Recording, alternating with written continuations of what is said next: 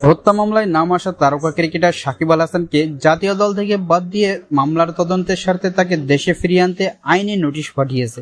আজ Bangladesh cricket board বরাবর আইনজীবী মোহাম্মদ রাফিনুর রহমানের পক্ষ থেকে এ নোটিশ পাঠিয়েছে সুপ্রিম কোর্টের আইনজীবী ব্যারিস্টার সজীব মাহমুদ আলম।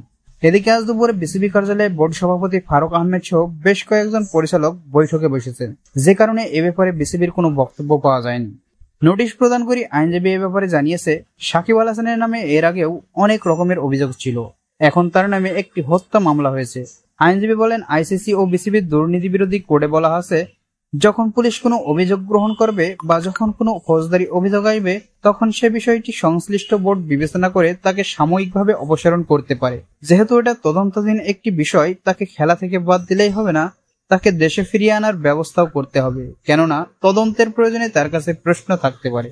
5 আগস্ট আদাবরে পোশাক কারখানার কর্মী মোহাম্মদ রুবেল হত্যার ঘটনায় তার বাবা রফিকুল ইসলামের করা মামলায় সাকিবকে আসামি করা হয়। কোটা সংস্কার আন্দোলন ও পরে সরকার পতনের দাবিতে সংঘর্ষ চলাকালে 5 আগস্ট পোশাক কারখানার কর্মী রুবেল গুলিবিদ্ধ হন। পরে চিকিৎসাধীন অবস্থায় তিনি মারা যান।